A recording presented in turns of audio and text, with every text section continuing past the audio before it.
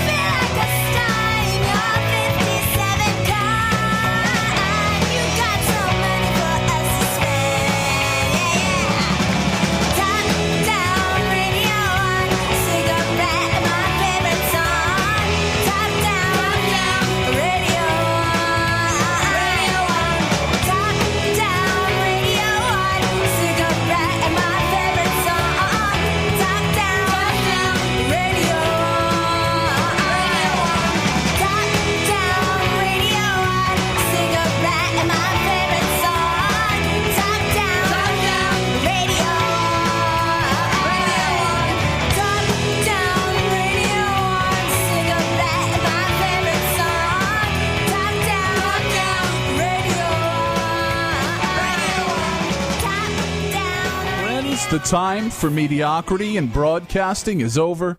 My name is Tony Jones, and you're listening to The Tony Jones Show, your destination for talk and rock. With me, as always, is my co-host, Mr. George Garner. George, good evening. Good evening. Back at you. Kicking things off with The Charms, off of the album Charmed, I'm Sure. We heard Top Down, another track, George, that came from your treasure trove of local music when you relocated. Yes, it did. On the other hand, that Charm CD right there, I still own a copy of that. I gave you one for radio play, and I retained the other one. I feel like a garbage picker, just like going through your old crap. Well, trying to pick out these gems of George's crap to play on the air. Well, Tony, I try to make you happy. I know how much you like rooting through crap. No, I really do. A big part of my growing up, of my fun growing up, living in a podunk town, not much to do. He did a lot of growing up. It was, and I'm serious about this, it was garbage picking. Where I came from, garbage picking was like a thing to do. And so we would go around and look for stuff, and I don't know, everybody thought they were going to make a business out of it. We're going to find all this cool stuff and resell it. Long before the days of eBay, we have yard sales and stuff. But you were ahead of your time as usual. I was ahead of. I remember one time, and I don't want to get too far off track, but we're garbage picking one night. Now, we'd go behind Newbury Comics and we'd garbage pick CDs, because when they couldn't sell CDs, or if they had local consignments, they'd just throw them away, right? So there was two things that happened. A buddy of mine, we had went in there and put up flyers for a show earlier that day, and then all of our flyers were in the dumpster when we went there that night. And also, we got pulled over, so my buddy got nervous, and he said, they said, well, what are you doing back there behind the dumpster? And my buddy said, I had to pee. And the cop said, well, if I go back there, am I going to find urine? And my buddy says, all right, officer, let me level with you. We were garbage picking. The cop just starts cracking up and says, all right, you guys just get out of here. You asshole kids. Nothing like a little garbage picking. Absolutely not. Kids in your thimble bladders. No, but I just want to mention that Charm CD, though, is far from garbage. Actually, that is one of my favorite CDs for, I think someone mentioned it when we were off air, Summer Cruising. Yeah, that's a perfect song, and all the songs on that CD are just as good. It's no One Direction, Bobby, but it's good. I think I do remember taking in a few Charm shows at the Safari Lounge back in the day, if I'm not mistaken. Yeah, I think I paid that band the ultimate compliment when I told them that it was the first time ever that I had gone to see a female-fronted group that I found myself listening to the music rather than watching the singer's tits. Well, the Safari Lounge always did bring out the love. I remember seeing really good bands at Safari, and I'd say, "Man, what are you guys doing here?" And I guess that was a pretty big compliment. It's like, "What are you guys doing at the Safari?" That was the place. I'd go when I was in Meet the Press. We played the first Friday of every month. We did it intentionally because the welfare checks came out that day, and you had the best transients, the best weirdos. It was just the best time. And I remember old school. It was like an old school, almost like a carnival barker. Was that I was getting out of a show at Lupo's, and then you would have guys outside, and they would say, well, come down to Safari, see Meet the Press. And that was perfect because the traffic was horrible. You didn't want to go home, and here was this hole in the wall right down the street. The only thing that ruined it was you had to see Meet the Press. Wow. I think the Midnight Creeps were almost the house band down there for a while, too, weren't they? They spent some good years down there. I remember going down like a Thursday night, and the place would be packed. It was really weird. It was a weird scene down there. But I guess I should do my job and mention that we do have the McGunks in studio. Speaking of garbage. Oh, wow. Speaking of garbage picking. We're treasure trove of garbage. Now, and I'm not trying to blow smoke. I'm not one of those scum-sucking weasels in broadcasting that would just try to blow smoke. But when I have you guys on the show, you are a Tony Jones Show favorite. And I am not surprised, but I guess I'm a little bit surprised by the amount of national contact that happens when you guys are here. So people from Texas will contact me, or California, wouldn't they, Tony? and Come Arizona. And so obvious. I heard the McGunks. Jeez. That must be interesting for you guys as a regional band to have all this interest of just right across the country. Especially because it's the first I'm hearing of it. So yes, it is very interesting. Yes, let me go back to the thought process. Yep, they are leaving the studio to move to Texas as we speak. I'd love to live in Texas. No. Oh, Bob, you would thrive in Texas. You would be king of Texas, Bob. You'd be governor. But do you guys ever foresee possibly doing maybe a longer tour, a 2-week tour, something along those lines? 2-week tour, maybe. It's you got to have support. You just do it. We just talked about Safari Lounge. You can play Safari Lounge any town, USA, any night of the week. But you want it to be. If you got to take 2 weeks out of work, you'll make it good. It's going to be worthwhile. Have something to sell.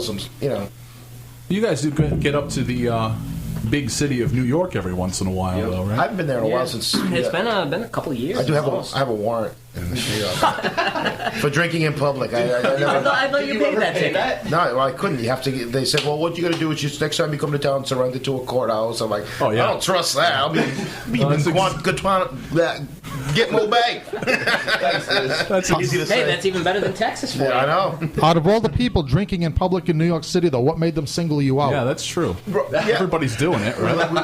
We left the bar, and this girl who put shows together, Liz put shows together down there. She's like, "Oh, come on, let's go to the next place." So we got in a beer. She's like, "Oh, it's cool." So she grabbed a couple of carry cups and poured our beers into them. I thought you could do it. Like, some towns you can't. She said you can do it. She's like, "Oh, you can do this." She this." said, "Yeah, we do this all the time. It's fine." So I put it in the cup. 3 steps from the bar. No, from her apartment. Three steps away. Boo! All right, guys, let's do license, register, not license, licenses. We got a cool picture with the cop holding our beers up, though. That sounds like a setup to me for some reason. Yeah. I mean, that doesn't add up. Not at all. I'm very upset. But yeah, we do go to the once in a while. We do have the McGunks in studio, and I have with me here some fresh McGunks, and I also have a pair of tickets to everybody out there listening live. You can go to facebook.com/Tony Jones Show, or you can go to TonyJones.org. Queue up now, because we're going to figure out how we're going to give these tickets away. We'll talk about that show. We'll talk about the recording. We'll talk about these guys and the Super Suckers. And I'm realizing now that the last time you were in studio, we were also talking about you guys and the Super Suckers. I thought it was Reverend Horton Heat before. Oh, yeah. Hey, you got that might have been the time before. Yeah, time before that. Yeah. We have talked about the Super Suckers. Yeah, we play with them like 3 times now. And Are they taking you under their wing? No, they hate us. They won't even talk to us. I'm a big fan of them, but you just don't meet your idols, man. They're really jerks. They really are. And I say that. Yeah, you did. I try to talk to him. Hey, man, that's pretty cool guitar thing you got there. This is cool, whatever. And he just looked at me like I'm, asking him for money. I said, "Oh, no, I like that thing you got. What is that?" He's a guitar guy. Guitar guys do that stuff. He looked at you like you asked him for spare change. Yeah.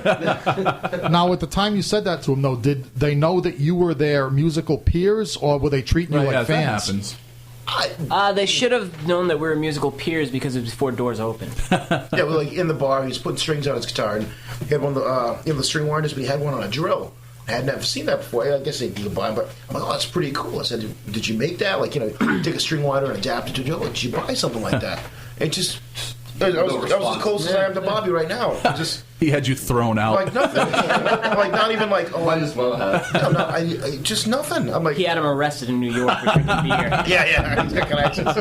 We're going to have more with the McGunks as the Tony Jones Show continues, but I'm going to spin some tunes now. Speaking of New York, this is Marky Ramone and the Speedkings off of the album Legends Bleed.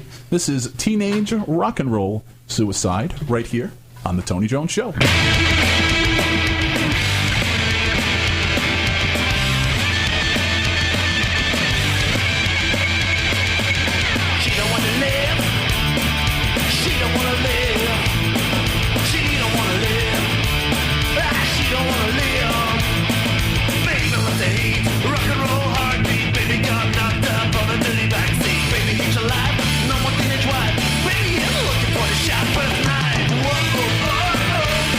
She can